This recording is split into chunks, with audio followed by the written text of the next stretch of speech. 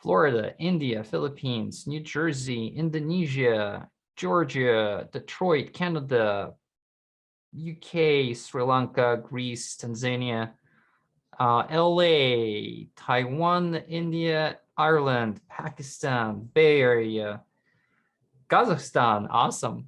Welcome. Austin, Singapore. Look at that. We're international. We're definitely international right now. Like, holy shit, that's a lot of us.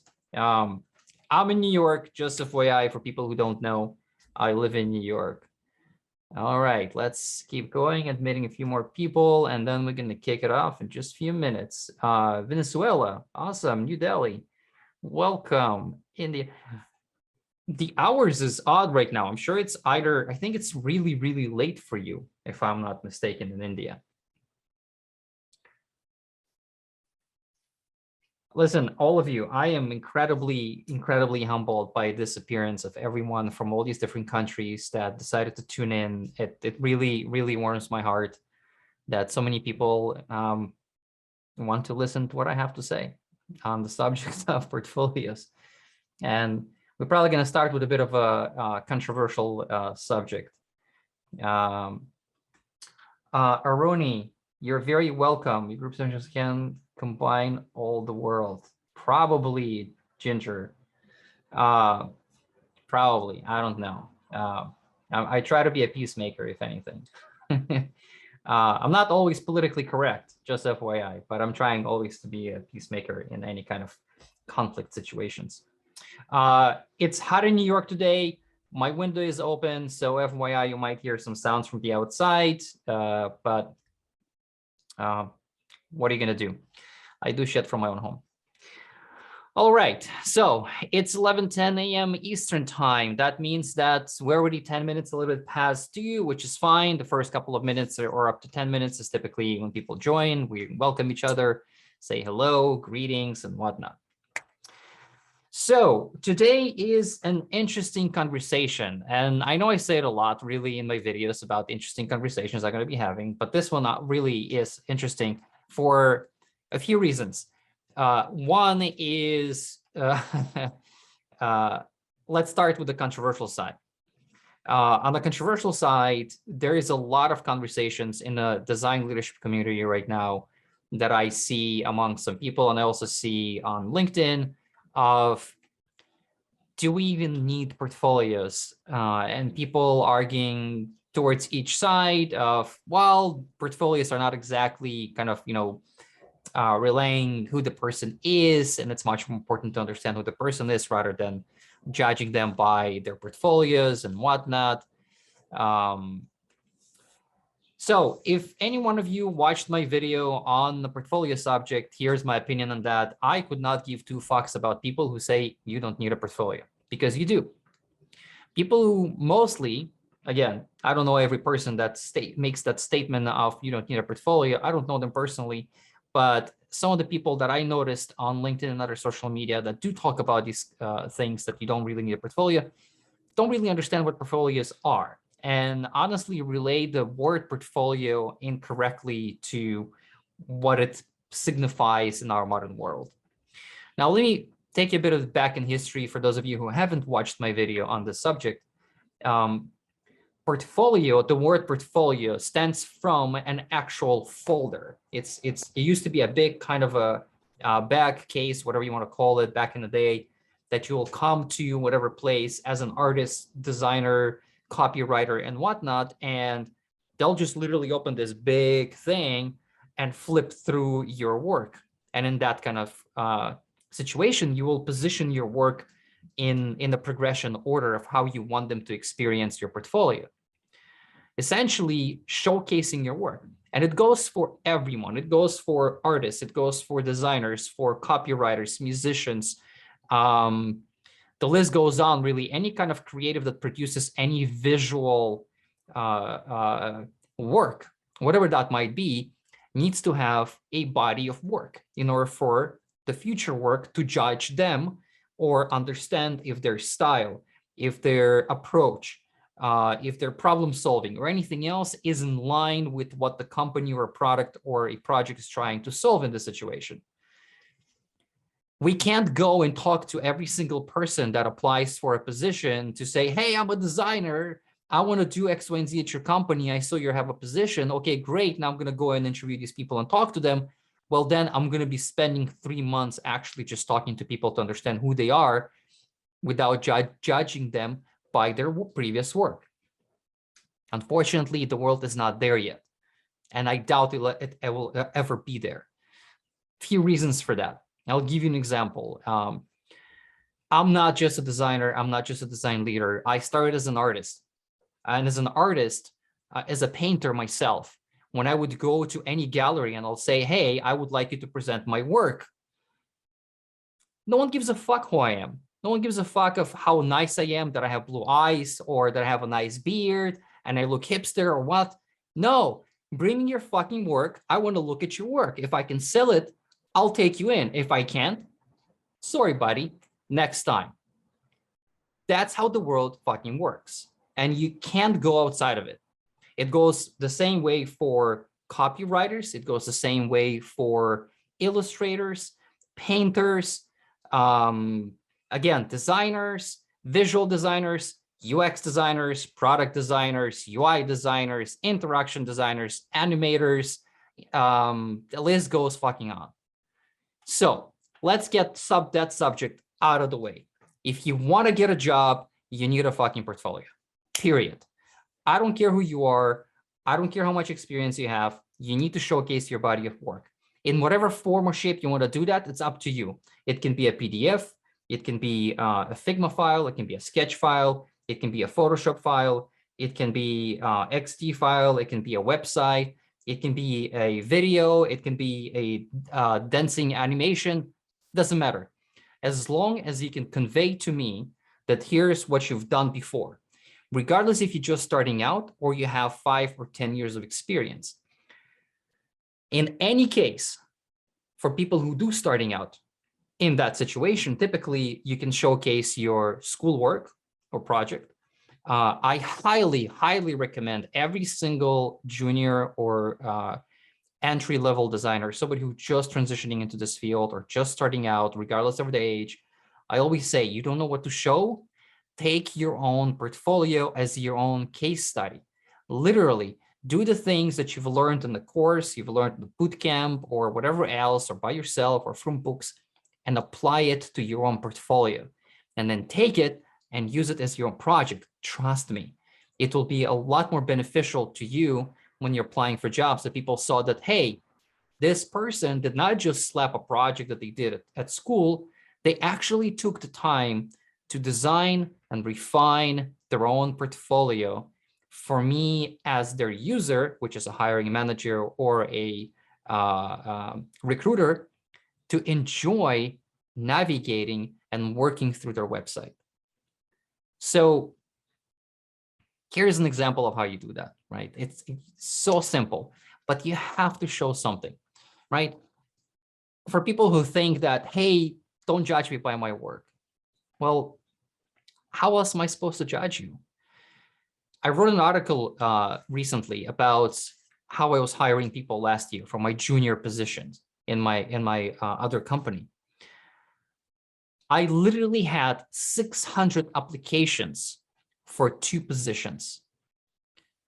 How am I supposed to go, in the words of other people who talk about portfolio not needed, and talk to the 370 applications that I did review? It would have taken me half a year to just have conversations, even if it's 10, 15 minutes with each person. And let's be frank, we cannot really deeply dive into who the person is in 10, 15 minutes of conversation. It has to be longer. What about my other duties as a design leader in the company? My job, my full-time job, running the team and whatnot. I'm sorry, I just can't do that shit. So the only way for me to judge you, I'm not judging anyone, but what I do is I review people work. And I see if in that case, sorry, periodically I'm looking because people keep applying, so I'm switching between the camera and the Zoom. When people applying to a position at my company, or I think at any other company, the process is very similar, especially when you're applying for a smaller company where you don't have necessarily a dedicated HR department. typically people who are hiring are the ones who receiving your applications and reviewing them. What essentially it means is that I have a full-time job as a manager in the company. I am responsible for working with the senior management stakeholders on the product roadmap. I am responsible for product design engineering processes. I'm responsible for making sure that my team has everything they need. I'm responsible for my team to work and run smoothly. I'm responsible to make sure my team knows what's the future holds, what they need to do, what's the next project they're going to be working on. I need to review and talk to them and do feedback sessions on everything that they do. And the list goes on of everything that I do on a daily basis. In addition to that, when I'm hiring, it's not that I'm freeing some space from everything I do and I put it aside and I start hiring. No, when I'm hiring, in addition to everything that I do, I am putting on top of it hiring process, which means I literally, physically do not have the time to read every single portfolio or to read every single message or to look at every single resumes. FYI, for those of you who know me and been following me for a while, another thing that I don't give two fucks about is resumes. I don't read them. I really don't. Sometimes I might read the what do you call those intro welcome letters? Somebody remind me. My brain is blanking out right now. Cover letters. Thank you very much. Everyone is firing it up. Thanks a lot, guys. Thank you. Thank you, everyone. Cover letters. I will look at the cover letter if it exists for one single reason, to see if there is a link for a portfolio in there. If there isn't, I'm not going to look at it. I'm not going to read it at all, period. So make sure when you're applying for jobs, especially if it's on my team or somebody like myself, that your portfolio is literally front and center. I don't have to look for it. I don't have to go hunt for it. I don't have to be an investigator to go and find it. Because believe it or not, sometimes I see applications, and not only on juniors, but also on seniors. And to me, seniors is even worse than juniors, to be frank, because you've been in the industry for whatever, 3, 4, 5 years. Come on, man. You can do better. Just make sure I can find your fucking portfolio. Don't make me go find your resume, see if your resume has a portfolio, or Google your name, or go through your LinkedIn and then click on your contact information and see if you have a portfolio there. Fuck no, I'm not doing that shit. I'm just not. Not because I don't want to, not because I'm being a prick, just I don't have the time. I really don't have the time. The way I review portfolios typically, and I'm not the only one apparently, because I do talk to my other colleagues in the leadership community. I'm not the only one in this situation where we just don't have the fucking time. So what we have to do is essentially look at all these applications, quickly click on basically the links of portfolios, open them up in 15, 20, 30, 40, 50 tabs in our Chromes or whatnot, and just literally go one by one and see whatever sparks our attention. Something catches our attention. Okay, this one, save for later, next, no, next, no, next, no. Oh, interesting, save for later, and keep going. And then maybe on the weekend, just like I'm doing today, I was doing some work before I got on a call. I'm not saying people should be working weekends. I do, because sometimes I do things in the middle of the day that is more personal. So I decide to take the work and offload it to the weekend. That's just my approach of time management in my life. I did some work from 9 a.m. until 11 right now to get on the call. Typically, that's what would happen. I would take all of these portfolios that I put aside, and it can be from anywhere 20, 30, 50, or even 100 of those portfolios, and I'll put them aside and I'll spend some time on the weekend. In that situation, if I have a few hours to spend at about 100 portfolios, believe me, I'll probably going to spend anywhere between 2, maybe 5 minutes per portfolio.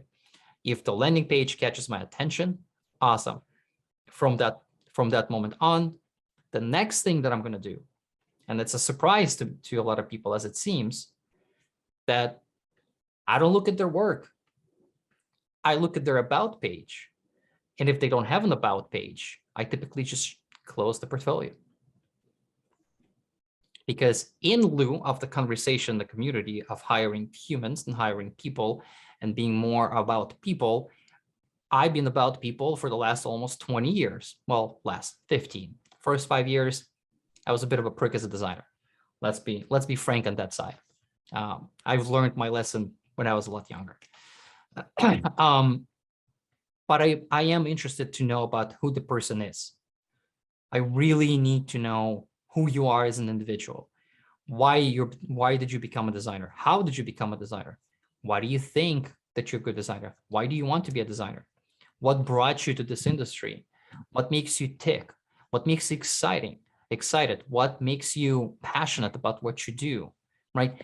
I want to know who you are, not just a blurb of, hi, my name is blah, blah, I live in blah, blah, and I enjoy building delightful experiences through design thinking methodologies. Who the fuck cares? I don't, really. What I do care about is something along the lines of, hi, my name is blah, blah, and I used to be this, or I wanted to be this, but then I became that. Why? Because so and so and so. I am passionate about X, Y, and Z, and apart from that, I also love doing this and that. I have this hobby and that hobby, and so on and so forth. I want to hear that story. I want to hear who you are as an individual, because believe it or not, knowing where you came from really can help me understand who you're going to be, where you're going. I can't understand and know who you're going to be as a designer on my team if I don't know where you came from. A great example of that, sorry, my mouth is getting dry.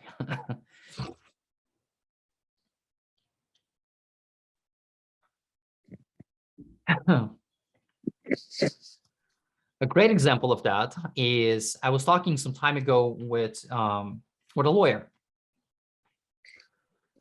The person was transitioning into UX and product design. And she was asking me, and she's like, how do I, as a lawyer, I've been a lawyer for the last 5 or whatever years, how do I even convey to people when I just starting to be a UX designer or a product designer of what my experience is? Because how the hell legal side has anything to do with the design side? And to me, this was, hold on a second. You come from a legal world. That means you know the law. That means you know how to read the law. That means you're patient enough to sit down and read through these massive fucking books of legal conversations and different debates and cases and whatnot. You have that ability. You have the ability to find a needle in a haystack when you're looking for something very important in a case, to build a case or against the case as a lawyer. More so if you're going to be working on a product that has any kind of legal implications for whatever reason, either an accessibility side, or it has to be something to do with government or education systems and whatnot.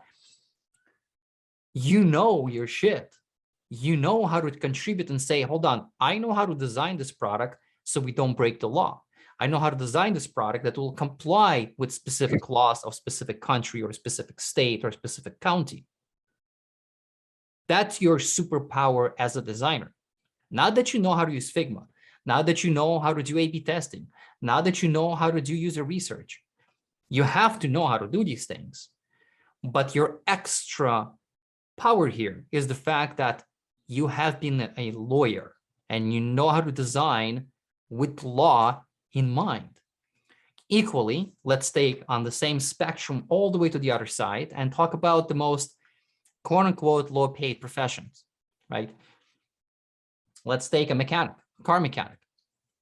How a car mechanic really can be a designer.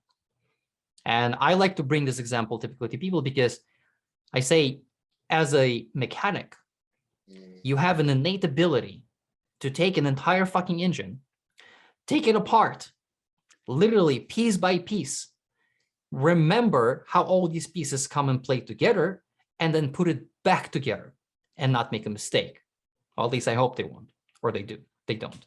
But in that situation, what I'm trying to communicate to people is that even if you're a car mechanic, you still have the skills and abilities that you can translate and communicate in your story about yourself to your future employer to say that, hey, yes, I might not have 5 years experience as a UX designer, but I have 10 years of experience as a mechanic. I know how to fix shit. I know how to identify shit.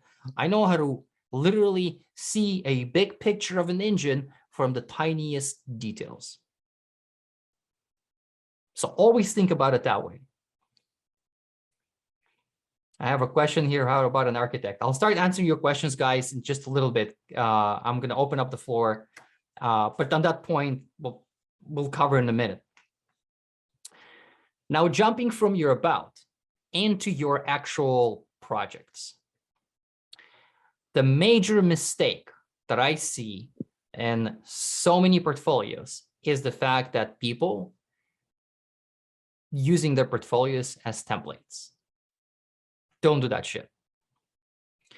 Every project has its own life. Every project has its own flow, and every project has its own cadence, if you will. What I mean by that is, if you start working, let's say you worked at, I don't know, Twitter. Everyone wants to work at Twitter. You're not going to be doing what you were taught to be doing in your bootcamp. You're not going to be discovering the problem and then going and identifying the needs and then doing user research and then creating personas and then ideating on the solution and then going and doing competitive research and then going and doing competitive matrix. And then so on and so forth. The list goes on, and only then producing some feature, testing, designing, and putting it out there. Why? Because at Twitter, most of this shit have already been done. They already have a list of their own personas, which they refine periodically, but they already have it. They already conducted as much of a user research as you can possibly imagine to yourself, because they have an army of researchers. And typically, you're not the one going to be responsible for that. Why? Because they have actually dedicated researchers to do that, ethnographers, and so forth. So you're going to be doing a very small part. You're probably going to be doing only, I don't know, wireframes, testing some wireframes, doing maybe some very basic A/B testing, coming back, making it into an actual UI maybe, and giving it to them to test out further down. So when you're putting things in your portfolio, do not put this entire thing that you'll learn how to do at bootcamp that was done on the project, which wasn't. Or sometimes a project can start at wireframes, not a discovery. Sometimes a project can start with personas, not ideation. So you see what I'm trying to get to? Every project has its own start and end. So when you talk about your project, tell it that way. Start with where you started and then walk me through the rest of it to the end as a story. Now, as I just mentioned earlier, as I'm scanning through your portfolio really quickly, call out important information. Don't leave out the rest of it. You can still write it in. People ask me a lot, should I write this block of text? Absolutely. If somebody has the time to sit down and read that thing, absolutely. I would want to read it if I have the time. But if I don't, bring my attention to the most important parts. Call them out. I don't know, as titles or as visually different, some sort of a treatment that I can scan through it and say, did user studies, spoke to X amount of people, found this, discovered that, pivoted into this. I don't know, found that whatever they did was a problem, and so changed, iterated, did this, and so on and so forth. Not just a block, right? And I see it a lot. It's just text, visuals, text, visuals, text, visuals. Cool.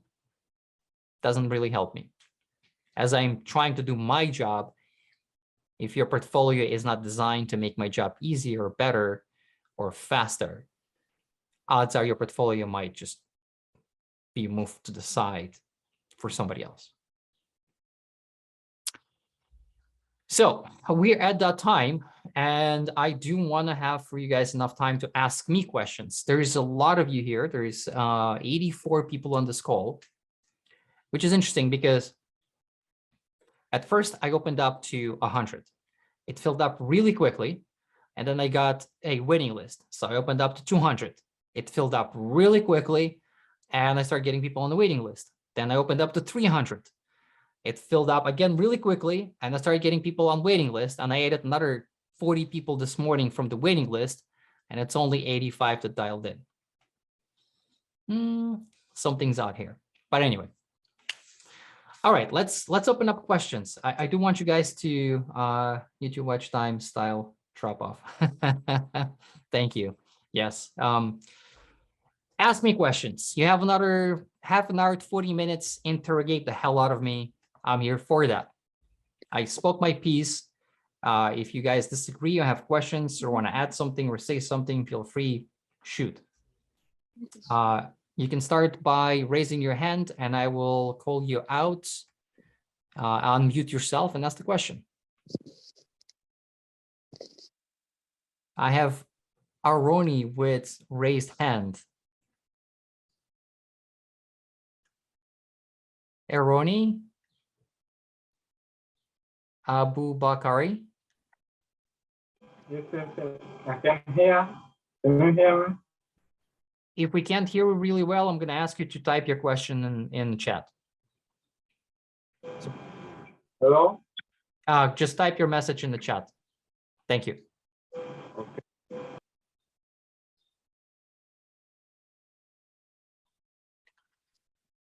Next one we have, while Aroni is typing the message, Mosin.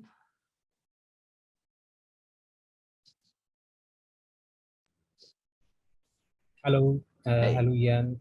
Can you hear me clear? Yes. All right.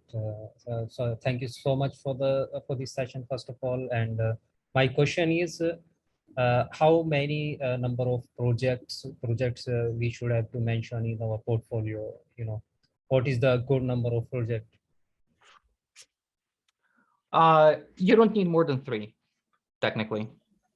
Like your best work, whatever you think your best work is, you don't need more than 3. I see people having like 10, 15, especially people with experience. I'm like, I don't care what you did really 7 or 8 years ago. The technology and everything else moves so quickly that the style and everything else, whatever you were doing 6, 7 years ago, is not necessarily all that relevant today. So 3 is fine. Mm-hmm. All right. Thank you so much. I got it, what I'm looking for. And Absolutely. Thank you so much again. Yep. Absolutely. Next one we have Ginger.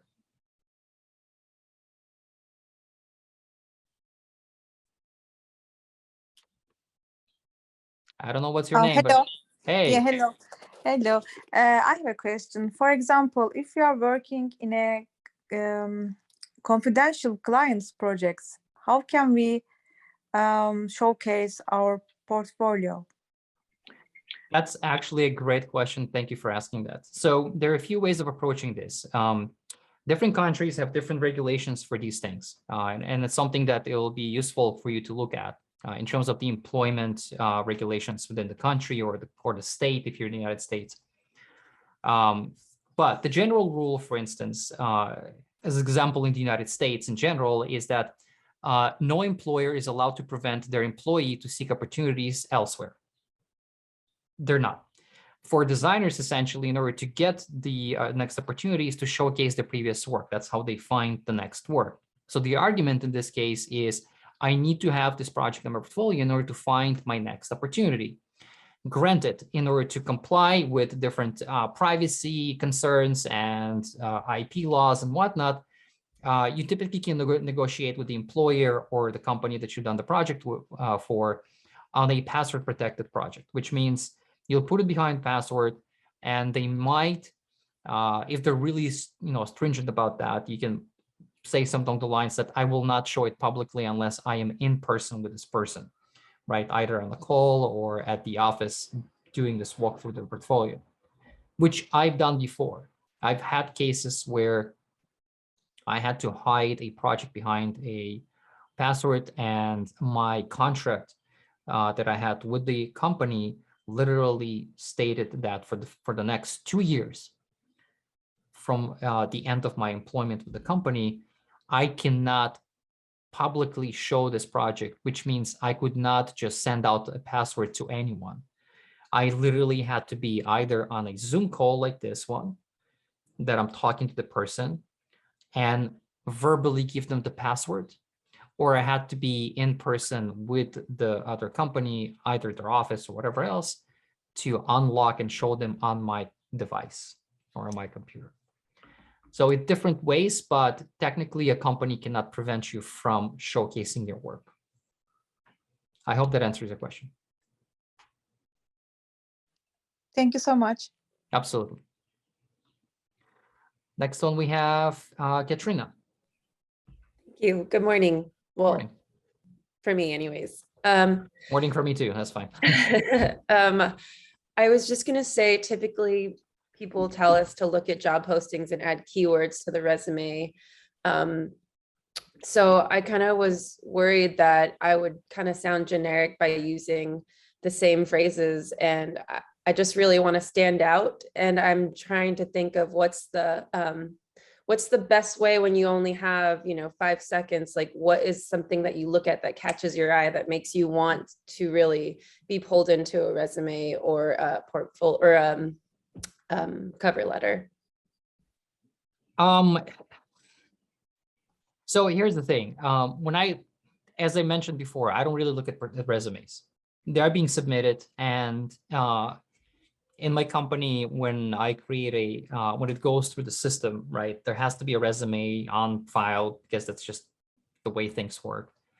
But I don't really look at them. Who looks at them is typically either the CEO of the company or somebody else in the company who will be interviewing the person as well, but they're not necessarily on my team, so they don't really look at the they don't really look at the portfolios, they look at the resume. Excuse me. Now, when you talk about the keywords, the clever way of how I would recommend doing that is typically the top of the resume, right? People utilize of what I want to be or what kind of role I'm interested in and things like that, right? Utilize that little part as telling your story about yourself and pepper those keywords within that story. So it doesn't look like just a list of things that will be picked up by a system and looks like you just told a story with all these keywords. However, one of the things that I'll say that I noticed recently, it used to be a thing. So when I was in agencies over a decade ago, we used to, that was the thing back then, we used to look at the resume and spot immediately if this person is creative or not. And the way we used to do that is essentially evaluating the usage of the space, fonts, and hierarchy. Now, these three elements essentially is how do you utilize the space of that A4 page or letter size page, right? In terms of how do you lay things out? Do you cram it? Do you not? Do you space it out? Do you make it more elegant and nice to look at? Pleasure, actually designed, if you will. What kind of fonts do you use? Do you use the most basic fonts that you can find in the Word document or not? And how do you make the viewer experience the importance of the information, which is essentially what these days we translate it into digital world as information architecture. We utilize the same thing for print materials before as well, such as a hierarchy of your content. You essentially need to be putting them in three buckets. One is what's the most important thing that absolutely have to be there? What is a somewhat important things that should be there, probably important, but not the most important? And what is the least important thing on your resume, if anything? Essentially should be there, but it will be absolutely fine if it will not be, right? And that's essentially the hierarchy of font utilization of size, boldness, how do you put it together and so forth. So there's a lot of different clever ways of drawing people's attention to your resume. And that's really one of them.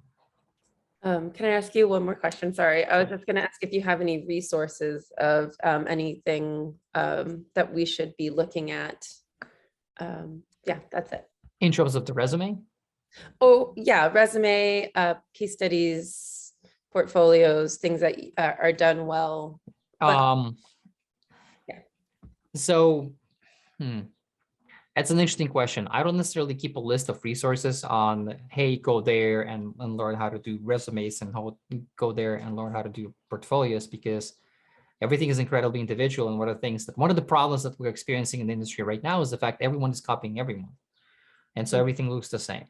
right? That's one of my biggest arguments with the junior designers in the industry, is the fact that, and I stated in my article, and I think I stated that in my video as well, is that if I'm going to print out literally all those 600 applications that I got, or even 370 that I reviewed actually looking at, if I'm going to print out all of these portfolios, right, and put them side by side on my wall, I might find only maybe 10% standing out. The rest is the same shit with different color and different name. Mm-hmm. So that's the problem, right? I would say try to get inspired. Inspiration is important. Look at portfolios of successful designers, right? Try to find them. You can find a shit ton of them. Typically, here's the thing: go to Facebook or any other product that you admire, right? And you think they have a great design. Go to their LinkedIn and just type designer and see all the people with the title designer in the company, and just click on each one of them and go to their portfolio. Look at how they organize things. Look at how they did things. Look at how they put things together on their portfolios. Don't copy. Right. Get inspired. Do it your own way. But don't copy. Perfect. Thank you. Absolutely. Next one we have Zinnik. Yes, hello. Hello. I Um, apologize if I butcher somebody's names, FYI. No, everything is fine, thank you. So I have two questions that bothers me a lot. The first one is what kind of tools, like skill set, I need to have if I want to apply for product designer position, because currently I'm a UX UI designer. Yeah, maybe some. Because currently you're what? UX UI designer, but I want to be a product designer. You're a UX designer? Yes. Okay. What is the difference? Technically, it depends who you ask. And if I'll be fully honest with you. But in a nutshell, I would say, and it's kind of been going that direction lately. Product design is more visual rather than research. And if I would take, and it's something that I do communicate to people, at least on my team, when I hire both, and I typically do like to hire both the UX design and product design. But when I do hire and people ask me what's going to be my function, I always try to explain that product design is going to be 70% visual and 30% research. And UX design is going to be 70% research and 30% visual. What it means at the end of the day is, as a product designer, at least on my team and some other teams that I'm aware of, the expectation is for you to be able to do your wireframes, prototypes, actually visually design some elements, UI design, and so forth, and be able to test it, either through A/B testing, usability testing, heuristics, and things like that. But you're not going to be doing things like user research or user interviews or persona creation, user journeys, and things like that. I hope that answers your question. Okay, thank you. Absolutely. Next one we have Dan.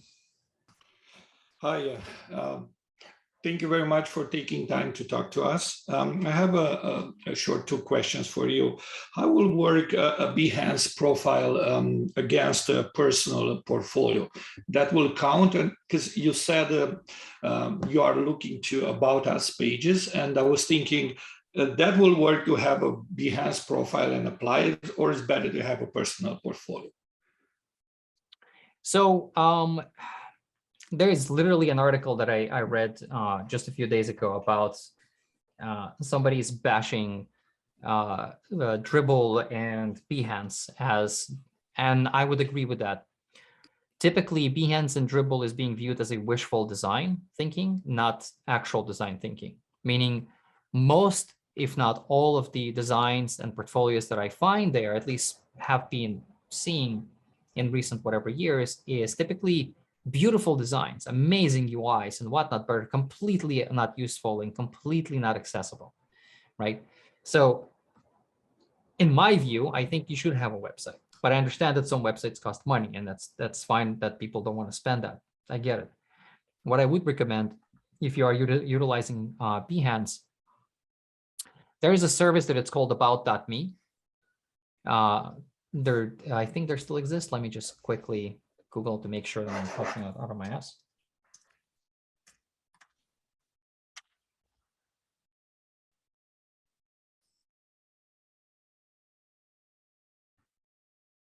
Yeah, they still do. So about.me, it's literally just, it's a free page, just one page. Literally, you can get just one page, and all it does essentially put your photo. It's like your almost like resume, and write about yourself. That's it. That's really what it is, right? So you can probably send this out as your portfolio with the link to your Behance, right? If you do that and you, hey, this is me, and here's my work, and then you link it to your Behance, that will solve your problem without paying money for either or the website. Okay, makes sense. One more question, if you allow me. In the last COVID years, everything business was very slow, so not very impressive project. Can I go and do some like unsolicited projects or like a dummy project or test projects to showing my portfolio? If that will count for the employer looking at the projects or no? So I will answer in two parts. Okay. One thing that I said publicly once, and it applies to me as a designer, to me personally as a designer and a photographer. For those of you who don't know, I'm also a photographer. I have never considered myself a designer or a photographer until I was either published or received my first recognition in some way or form, right? Which means I haven't gotten paid for anything. So until I got paid for a design work, it was years ago, it was late 90s, early 2000s, until I got actually paid money for a project, which was peanuts. I got like $200 or $250, I don't remember what it was. I did not call myself a designer. I called myself a Photoshop hobbyist and then, you know, tinker, whatever the fuck it is. So my recommendation is to try and find even small jobs. However, if you can't, if you do go the route, and this is my second part, if you do go the route of, I'm just going to take something and do it and convert it into a project and put it in my portfolio, find somebody to help out for free. Because one of the biggest things on your portfolio, what hiring managers are looking for is not how well you executed on a project, but what kind of limitations and problems you faced with during that project. So for instance, I would recommend going and finding a nonprofit organization and just sending them an email and saying, hey, I'm willing, I see your website is not great. I'll redesign it for you for free, right? Because then it becomes your actual client, even if they don't pay you, because then you're donating your time, which is absolutely normal to do a pro bono projects in this industry, just like in legal and so forth.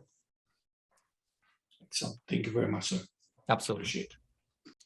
Next one we have Ryla. Tio.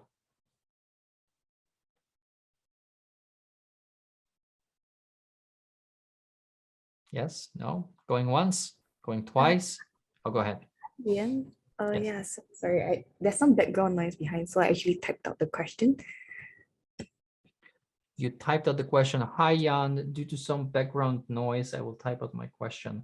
I'm a recent career switcher from architectural consultancy. I have a portfolio website and one-page resume, but callback rate from employers is 4%. Am I getting rejected due to lack of experience, or does it mean my portfolio resume is not good enough? Well, my first question to you will be, what kind of jobs are you applying for? UX designer. Okay. Junior, mid-level, senior? Entry level, junior. Okay. How do you, I haven't seen your portfolio, but do you communicate on your portfolio that you're transitioning from architecture?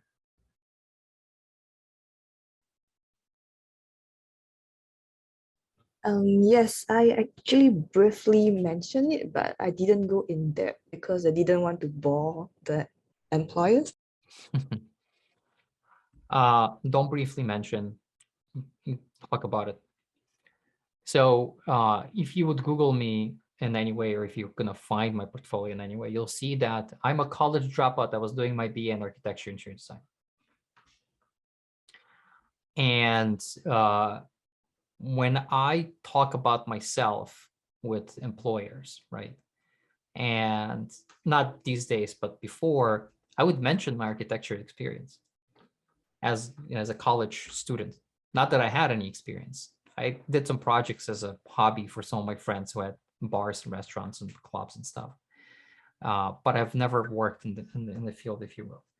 However, when people would ask me of why are you talking about your interior design architecture college time, for two reasons. The things that I've learned there, I could easily translate into the digital world, and that would help me actually be successful.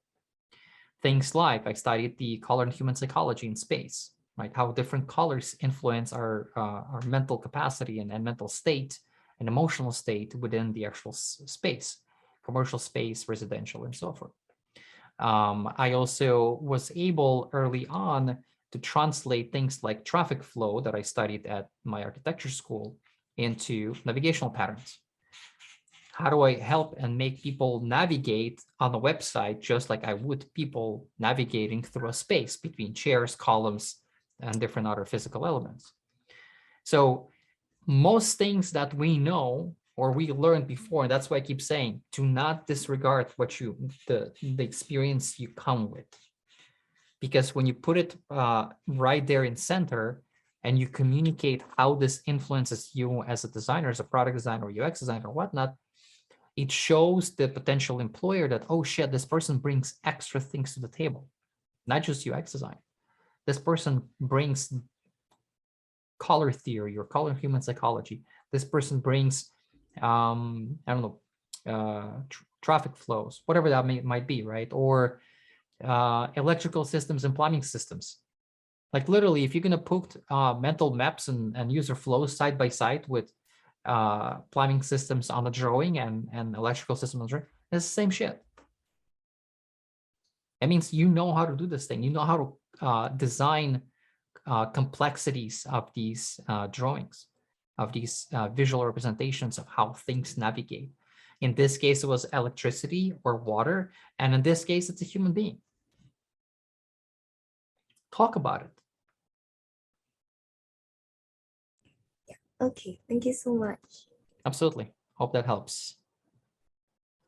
Next one we have Adejubi.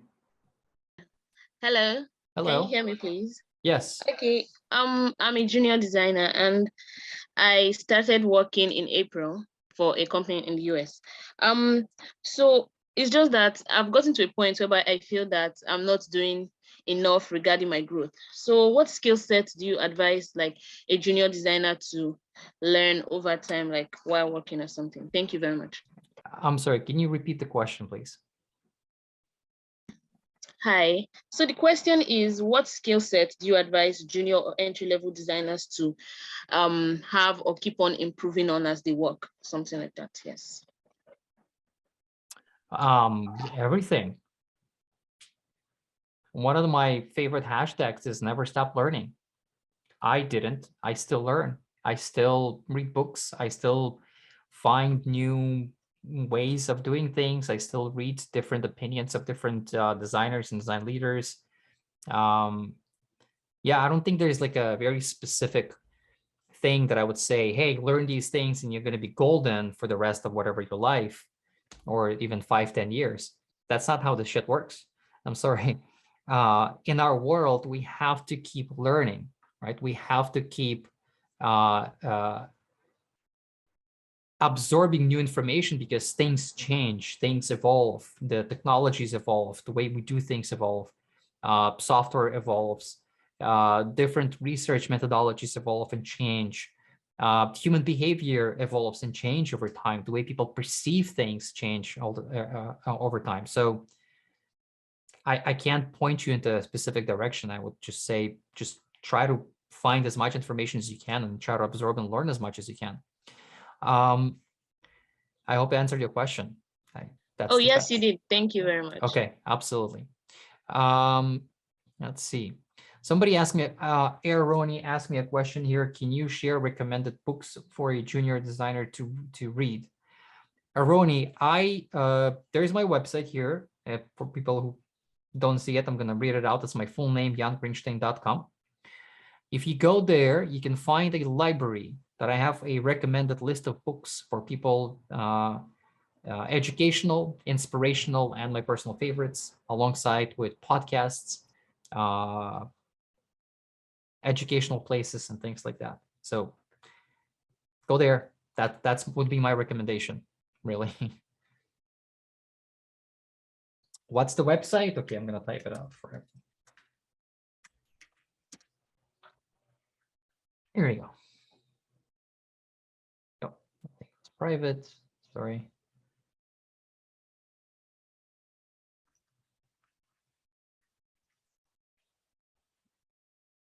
Or I can do, let's see. Let's do this.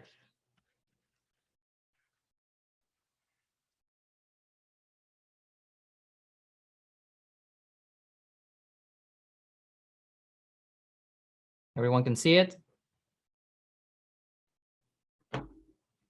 There you go. All right, next one we have vids.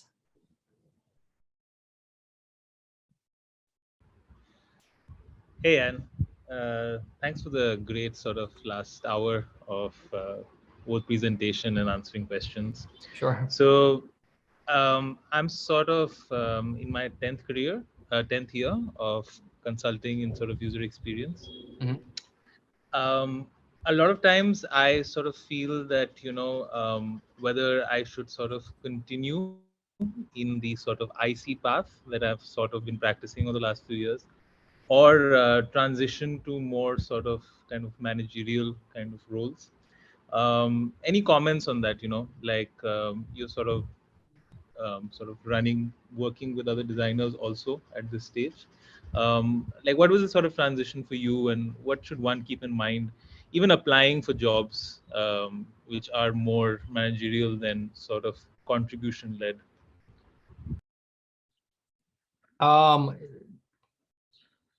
It's a very personal decision if you want to be a manager or an IC. As a manager, in many cases, you might not do the things you do today, right? If you're somebody who enjoys to spend a shit ton of time in meetings, work on processes, constantly, communicate with your team members and be quote unquote their, shoulder to cry on, if you will. Right. And be there to hold their hands if you need to, and comfort them if you need to, or, not punish necessarily, but what's the right word for that? Be a little more rough if you need to, right? If that's what you really enjoy, then sure, go for it. Being a manager, it's not necessarily just about higher pay or growth in your career. It's often something that people really like doing, because if you don't like doing it, you're going to get really tired really quickly and burned out and hate your job and probably quit. But do you think that there will continue to be sort of senior IC roles? Like it's not kind of a sort of ceiling that you hit and then you want to sort of look for other companies, et cetera, et cetera.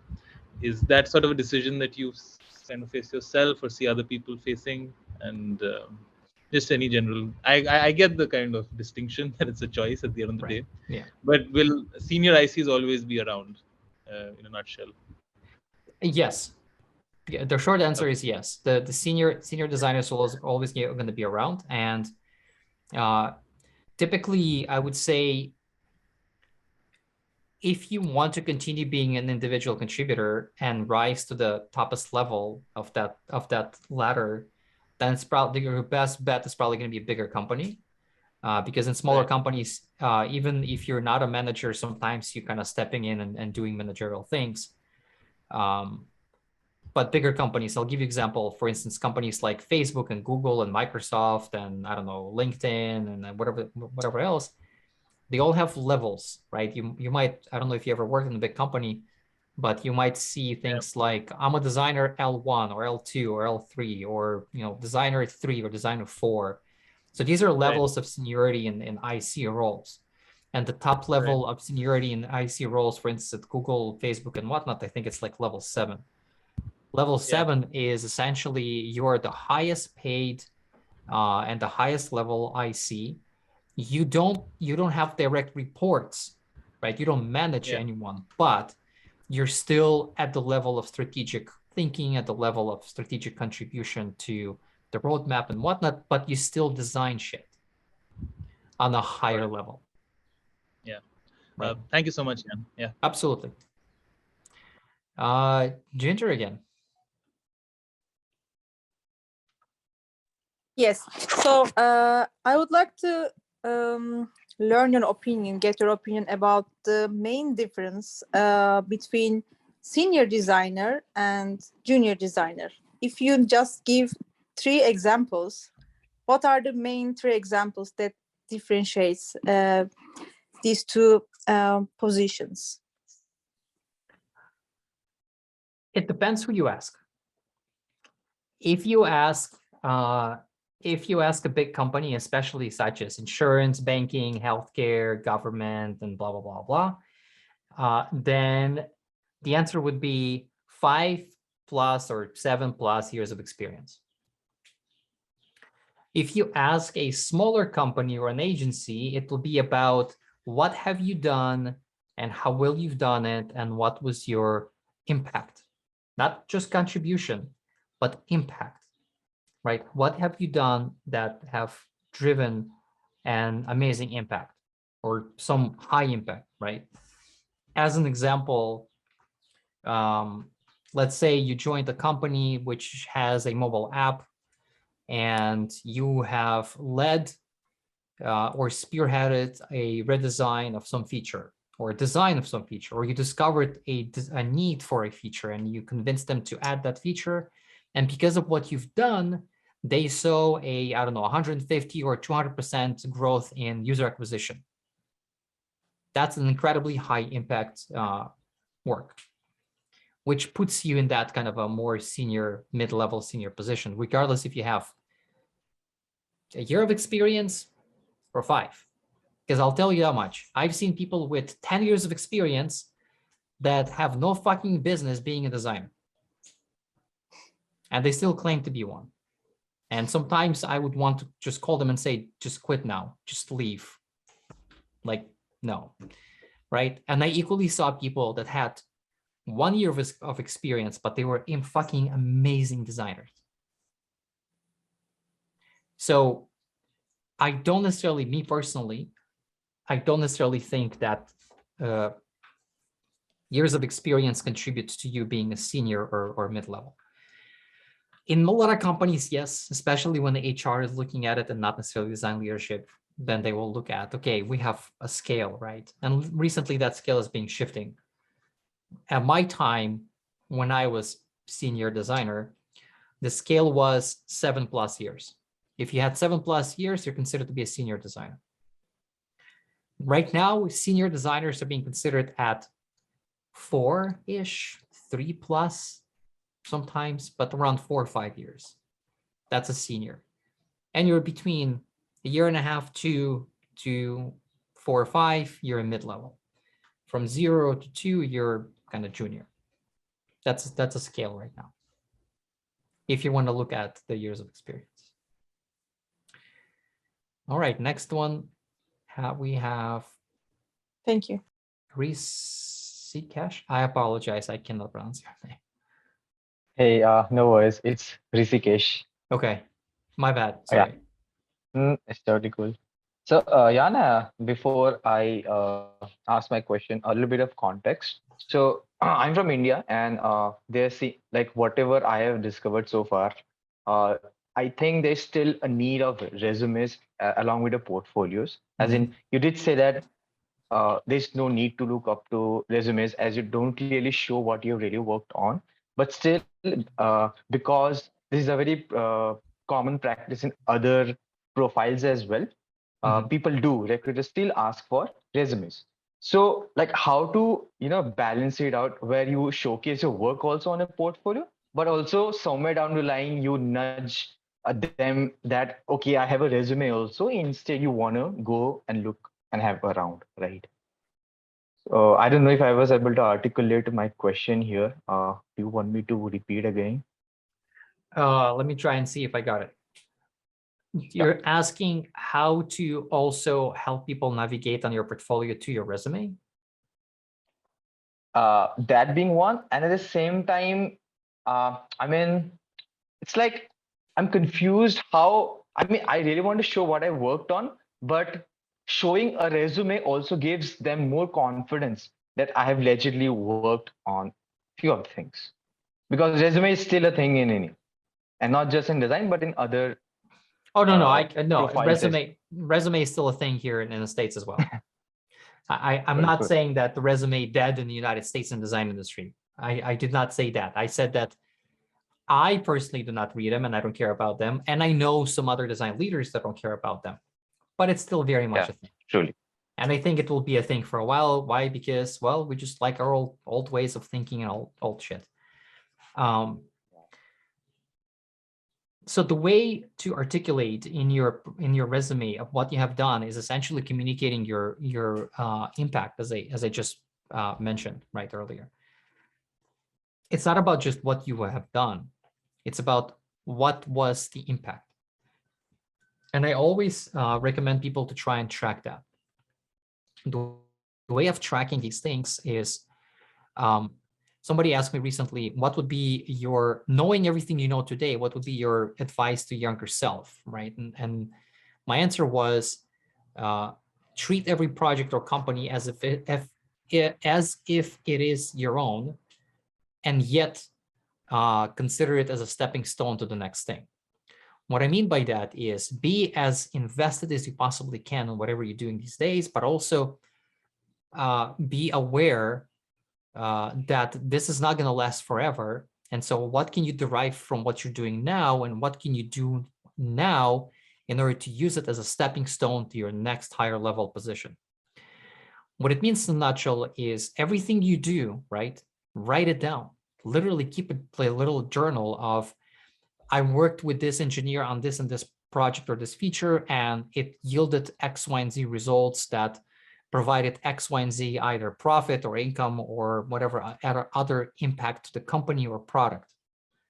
That will be easier for you when you do put it into your resume next, when you go and apply for a next job, to literally just write these things down and say, I worked on this thing and this was my impact. It helped company, I don't know, increase revenue by 4% or whatever the fuck it is. That way you can communicate in your resume what you have done and what was your impact without even showing any visuals before they even look at your portfolio. I think this really helps. Yeah, I think you cleared my doubt here. Can I go with another question if you don't mind? Quickly. Yeah, first pass. Yeah. So you said that we show 3 projects onto our portfolio, right? But like you said, while we're working in our work in a company, we tend to do small improvements every time, and you think that okay, what you did was really impactful in somewhat way, but you really cannot make a whole case study out of it or write it on Medium. So what if, like, along with adding 3 portfolios, do we add small snippets of, you can say, small essays in around 300 to 400 words, where you depict that you really worked on a problem, you solved it in a very unique way, and then it really helped in the betterment of your product that you were working on. Is this a good way to again add more faders onto your portfolio, or should we restrict it? I think it still should be a case study or project, whatever you want to call it. Even the smallest thing can be articulated and put together as a cohesive story, as a case study. like literally the smallest thing, because that smallest thing still involved certain process, certain thought process, certain flow, certain involvement of certain people at certain time. Nothing didn't happen. Just you woke up one morning, had this brilliant idea, designed at the same moment, put it in the product, voila. Right? There's still some steps that you have taken. And so if you put it as a case study and you put it in those steps, then you're showing your potential other employee or hiring manager that, yeah, this thing was very small, but it had this massive impact. And this is the steps the person took, right? An example of that would be, some years ago, I worked at a cybersecurity company. And among every other shit that we've done and every other things that I built there, there's one thing that we had to build, and that was essentially something that had to do with a pin that somebody needs to put in the computer. Now, our cryptology team, obviously highest security levels that we need. It needs to be, alphanumeric with uppercase, lowercase, special character, and all that shebang. But on my team, we were a little bit skeptical about this approach because we knew how people are going to be using this feature and in what kind of conditions. But in order to communicate and convince and state our case of why we should not have uppercase and special characters, we literally went out. We interviewed people to understand in what conditions and situations they might be using this feature. And then we went a step further. We downloaded an entire documentation on airplane cabin design, because that's typically the situation where people will be using this feature, to understand and literally go through the technical information in this documentation of what is the actual size and space of each chair, between the chairs, in front of the chair, by the sides, and so forth, to communicate to our engineering side that, hey, we don't need this and we can't have this because for the problem that people cannot be holding their phone and trying to reach different situations with one hand because there's nowhere to put the phone, eventually abandoning the idea and going only with lowercase alphanumeric approach, which eventually led to one of the biggest clients the company ever had. That's an impact on the tiny thing of changing from uppercase and special characters in the pin to just lowercase and no special characters. I could write it down as a case study on its own. It's not. It's part of my entire things that I've done at that company for 4.5 years. But it can be, right? If I would have been a mid-level designer or even a senior designer, I would literally would have taken that part and put it separately in an entirely separate case study. The reason why I don't is because on a leadership side, my portfolio more talks about how did I impact the team, company, project, and so forth, not necessarily a specifically small thing. I hope that answers your question. Yeah, I think you explained it amazingly well. This really puts me clear my doubt. Thank you so much. Absolutely. Next one, we have Bernadette, and then I'm going to stop with that question. With those questions, I'm going to shift into some of the chat room questions before we wrap up in about 15 minutes.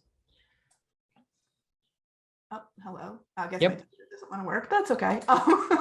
So thank you so much for your session. Really appreciate it. I saw your website. It's very impressive, and you have a lot of different tabs and quotes, and it's really great. I have a question of what would you wish that you knew when you were starting out, and any advice you have for anyone who's, getting into it. Well, that's a loaded question. Wow. What I wish I knew. Never thought about it really.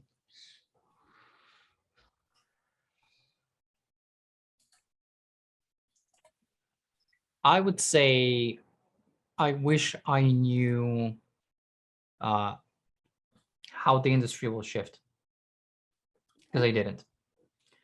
And obviously we cannot know today, but it's always kind of a thought on my mind. Today, it's a little bit easier for me to see where things are going just because I'm kind of at a little higher level, so I can see how things move between companies and what companies are doing and things like that. But back then, so for those of you who don't know my story, I started out at probably the worst time of becoming a web designer. That's where I started out. My associate's degree is in graphic design, and when I did my associate's degree, we did not have computers. That will give you a bit of a hint of how old I am. So my graphic design degree is essentially, we did everything by hand. We used to build our own signs. We used to do calligraphy by hand. We used to paint things. We used to draw and actual menus and coasters and whatnot.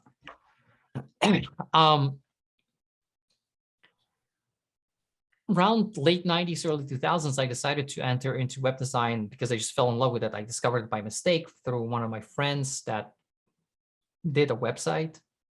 It was a thing. I didn't know it was a thing. And that's how I discovered Photoshop. I discovered HTML. I discovered Macromedia Flash later, and so on and so forth. At the time, I was doing my BA in architecture and interior design. And I dropped out because I wanted to be a web designer. I had no fucking idea if I'll ever be able to make any money in it. I had no fucking idea if I'll ever be able to build a career in it. But I loved it so much that I was willing, for the first couple of years, I worked at a gas station at night shifts. I worked at a factory facility assembling those little devices that swallow your bill in a vending machine when you come and put your bill in for your Coke or Pepsi or whatnot, or coffee. I used to assemble those. And in my spare time, I would be designing websites, either for my friends or then I started getting really small, tiny clients. And I think the first one was $250 thereabouts for a limo company, of a guy that was starting out a limo company. And I did an entirely Flash based website. It was my first one. I had no fucking idea what Flash is before that. It took me 2 weeks to learn how to do that shit, and then 2 weeks to design it and build it. And that's how I really started out. And the rest, as they say, is history. Great. So I guess, yeah, I guess my point is, I wish I knew, but I didn't. But I also think that what it makes it fun, right? When you don't know, but this is where I talk about passion, right? Being a passionate creative is to the point that you want to be it, regardless how much you're getting paid, regardless if you even getting fucking paid. You just want to be it. And believe it or not, when this kind of passion is being seen by employers, they want to fucking hire you. And they will pay whatever it takes to hire you. Why? Because you're not there for the money. You're there to design that shit. You're there to solve the problems. You're there to do things, not because they're paying you whatever money. That's really great advice. Thank you so much. Absolutely. Okay, I'm going to shift to a few questions in the chat. Let me switch up this, go to chat. I'm going to scroll through it for the next 10 minutes and see what we got here.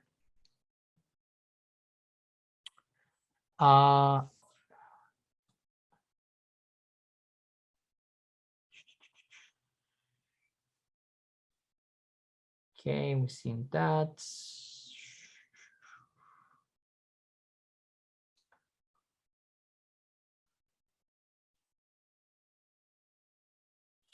Okay, here's a question. I would not be able to pronounce the name. I apologize. Thanks for the session, Jan. Please, what are your thoughts on the best way to maximize the use of Notion for an entry-level portfolio pending the use of a website?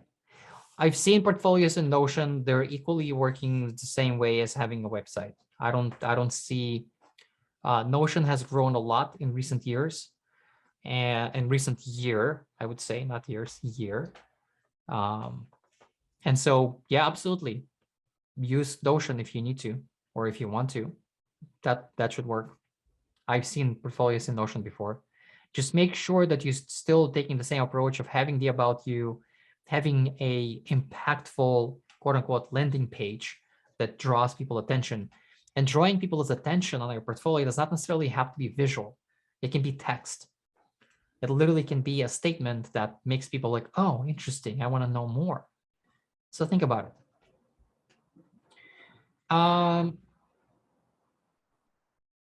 do you use, from Luigi, do you use your own design system or use others? I'm not sure how this question related, but let me try and answer. For those, are you asking if I'm using somebody else's platform to do my own website? Absolutely. I have no shame about it. I am a Squarespace customer. Why? Because I just don't have the time to sit down and design my own. And so Squarespace kind of answers that sweet spot for me to be able to have enough flexibility to do whatever the fuck I want. And then it's still kind of a pre-made and ready to use platform that I don't have to do things on my own. I used to have my own server. I used to design my own things. I used to build my own things in HTML and CSS, manage it, maintain it, and whatnot. But then I just slowly ran out of time. It's either doing this with you guys or working on my own website. I'd rather do this. Hope that answers the question. Dima, thanks again for the valuable information, your time during the weekend. Unfortunately, I'm probably not a question. You're welcome. What to recommend for a designer once it comes to work with software developers? Make them your friends. That's a question from Aroni. Try to be friendly with them. Try to involve them in the process so they feel that they're part of your process. That way they'll slowly will become your own advocates, and they'll help you to advocate for design process.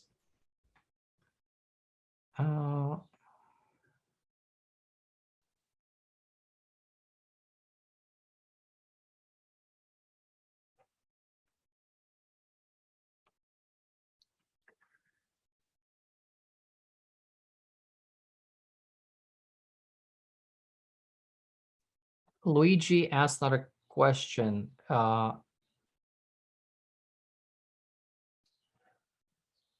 tractor.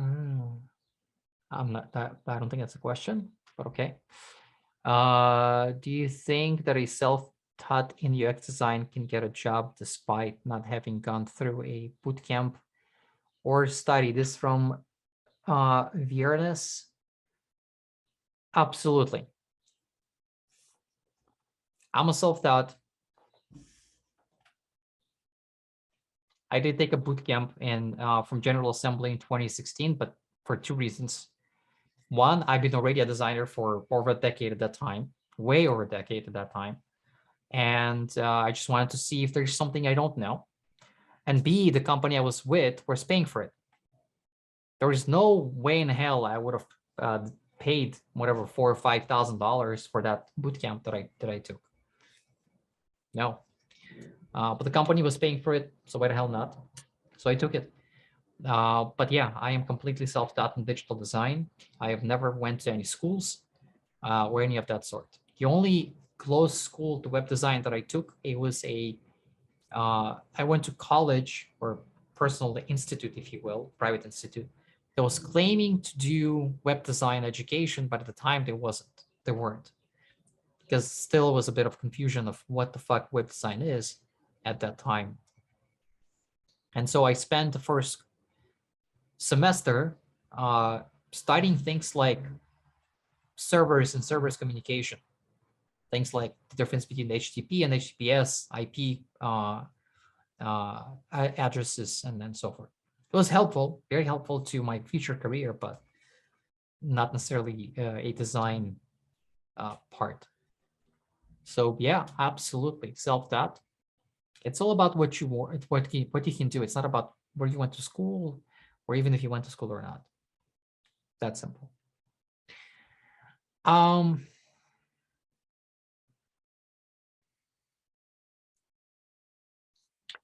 A question from Susie. How do you present work that was done by a team that you were a part of on your portfolio? You just present the project and you explain what part did you play in that project, and then focus in and kind of highlight the part that you were involved in or contributed to, or what you actually done, but overall show the entire kind of project. That's a common occurrence. It's normal.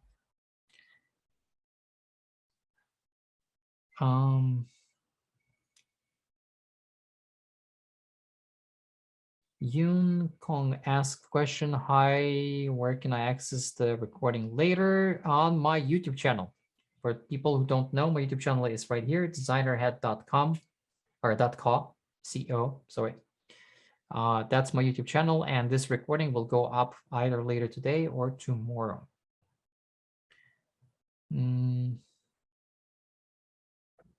Okay, thank you, Jan. You're very welcome. Let's see, more questions.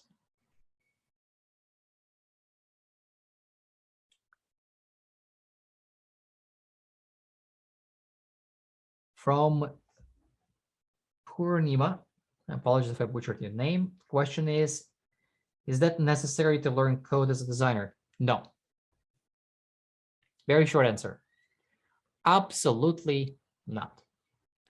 I know there's some conversations if designers should know how to code. No fucking way. I would not agree with that. Ever, really. You should understand code. That's, yes. It's beneficial to know what necessarily HTML and CSS is and JavaScript. And it's also helpful when you talk and work with engineers, when engineers say, when you come and present a project and the engineers say, hell no, that's fucking too much. I can't do that shit. If you know HTML and JavaScript and CSS and you know code, you can also say, fuck you, I know it's going to take not that much, so you're going to have to do that. So it's always kind of an argument with engineers, and engineers typically would not always, but in many cases would be, this feature will take us 3 weeks. So maybe we should not be doing that. But if you know your shit, if you know how code works, you can counter argue and say, I beg to differ. Why don't you give it a try? Not necessarily be, like I just said, that's going to be a bit more negative. But in a nutshell, you can be like, let's give it a try. I think it's going to take you 3 days or 4 days, right? I had those arguments with engineers where they would say, oh my God, this thing on this website is going to take a month. And I know for a fact, if I would be doing that on that website, it will take me 3 days, and I'm not an engineer.